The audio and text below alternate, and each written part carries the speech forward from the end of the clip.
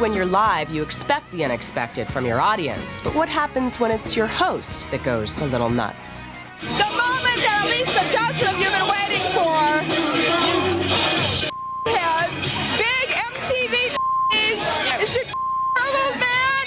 Guns and Roses.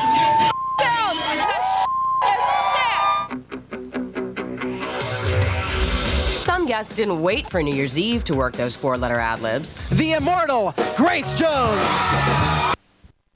First of all, when she came out, she like greeted me and like humped me like in front of like these 12-year-olds. In the course of the interview, you know, she was fine. Wet spot. Wet spot. Steel vagina! When we were about to go to commercials, she just leans over and says to me, "Can I mention on the air? I can't believe I've never you, honey." And I was like, well, so much for making it through a Grace Jones segment without any problems. What do you do when you have to kill time live on the air for almost an hour?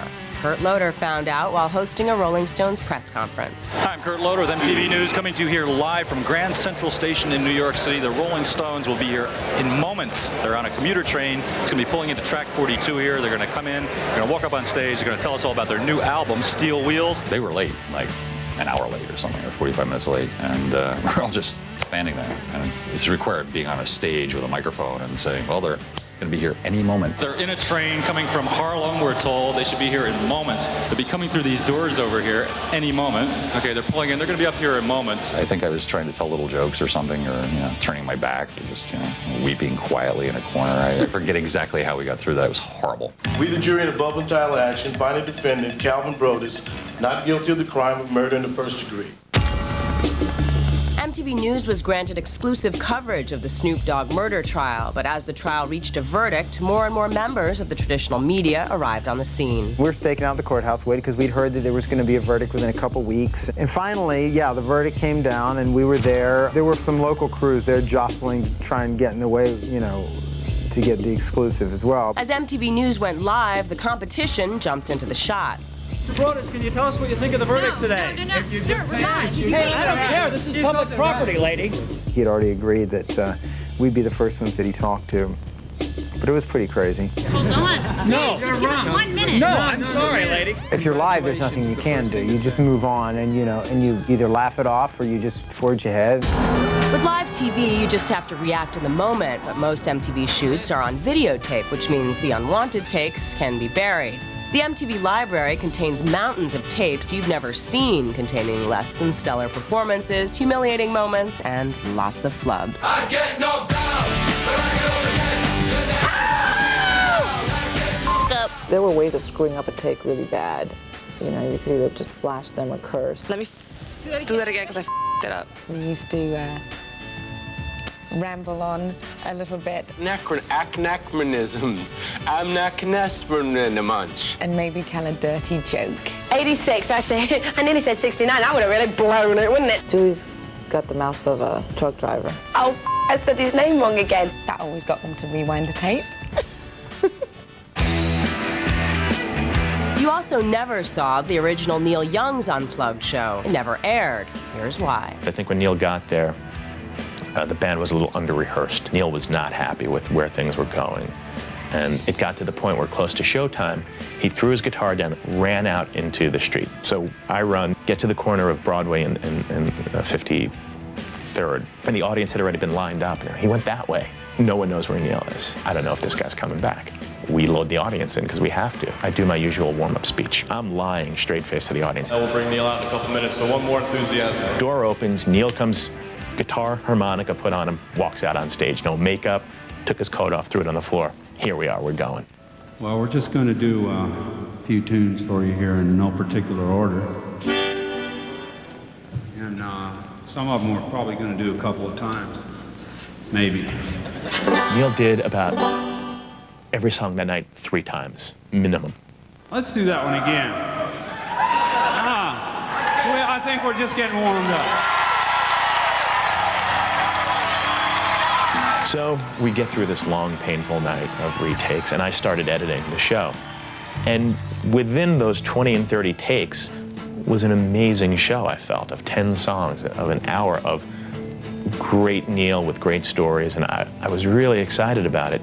Neil, on the other hand, took the audio tapes to remix, put them on heard them and said, that's it, we freaked out, can't air this show. Neil's got to do the show over. 2 months later, a better prepared Neil Young stepped onto the Unplugged stage in Los Angeles. Come a little bit closer. Hear what I have to say. He was happier with the show. I kind of would have liked the other one to see the light of day at some point. Coming up next, interviews from hell. Who is MTV's all-time most exasperating interview subject? The ways of MTV, it's not uncommon to run into friends, hey Cassidy, and start a conversation. But also at MTV, some conversations take place in front of the cameras. Now those are obviously very different. And when the cameras are rolling, sometimes you find yourself sitting across from someone who just isn't playing very nice. Let's take a look at some of those interviews from hell. Hello, Tabitha. I see you got your interviewing hat on.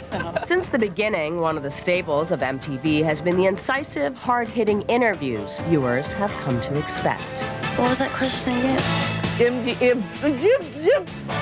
And why can't I interview someone, like, really cool? Oh, go home! Can we just briefly talk about your feet for a minute? Well, if we talked about them... Look at her. Hey, googly. Well, I'm very much concerned. May I finish, please? There are some basic rules to conducting a successful interview. I think the key is to just have a rapport. First, I guess I should welcome you both to the United States. How's the country been treating you so far? I had a really, really difficult time with Frankie Goes to Hollywood. You two knew each other before the formation of the band. Oh, come on, you guys. They weren't listening to the questions. They weren't paying attention. They weren't doing anything, and they were laughing and doing all these things. Blah, blah. Listen, I'm gonna stop you right here, because the fact is, I understand how you feel this morning. I really do. But the fact is that when this interview was shown, these people don't give a shit how you feel. To this day, the only interview that I ever stopped. You just have to kind of relate to a person as if there was nobody else around. You guys are just chilling, you're just talking. I did interview Ross Perot. It was like talking to a space alien. And the young people listening to this program today need to understand that we've accumulated a $4 trillion debt. It was funny, because if you watch these tapes, Kurt is trying to engage him in a conversation, and Ross Perot is talking right into the camera like a used car salesman. You young people out there having sex like jackrabbits? Just getting drunk, getting high, getting laid, and getting pregnant is not the key to a great new country. It was so strange. I mean, you're sitting there trying to do an interview with someone. I'm sitting here, he's sitting there. I'm looking at him. I ask him a question. He turns and faces the camera and just proceeds to talk for like 5 minutes at a time. Sometimes you just don't hit it off with the people you're interviewing. Are you happy that you're here tonight? I'm thrilled. I hope the picture's great. Martin Landau at the Mission Impossible premiere, which was like the highlight of all celebritydom. All these just major celebrities were there, and then Martin Landau comes up, and so I'm talking to him about Ed Wood and about his Oscar, and so I said, you know, what brings you to Mission Impossible? No, I was on Mission Impossible. You were in Mission Impossible? I didn't even know that. I've never even seen the television show. I was born in 1972. Now that's why I'm here. To educate, and I was like, Mission Impossible is a TV show? You're so mad. See? No sense of history. It's a shame. No, but I could tell you about Japanese history. Put this on the show, you know. Well, I'll put part of it on. Will you? Yeah, sure. Not this part. No, not this part. Hell, we went in the for about 20 seconds ago. You didn't know. Oh, I see. See you later. Bye, Martin. And not only was he so mad and he was totally cursing me, he came back later for more to give it to me again to let me to let me know how stupid I was because I didn't know that Mission Impossible was a TV show. And listening to music. I really don't want to hear about it. You should have looked at that show as. But so he was just this cranky man. And he came back for round two. No, and he was so offended. He's like, what are you even doing here? I'm like, trying to interview Tom Cruise, a real star. You should read about it before you talk to someone. Thank you, Martin. In one memorable interview, Kurt Loder gave Jewel an unwelcome grammar lesson. I'm dyslexic as heck. I mean, I just cannot type well. Really? That'd be a problem for a writer. When she put out a book of poetry, she had misused a word of some sort. There's a line you have, there are nightmares on the sidewalks. There are jokes on TV. Mm-hmm. There are people selling thoughtlessness with such casualty. Casualty doesn't mean that, does it? I mean, casualty is like a guy gets his arm blown off, right? I mean, isn't that like... That's a type of casualty. So no, this means this, and this word means this. Well, thank you for telling me on the air. Oh, I thought you were trying to say casualness. No, casualty. All right.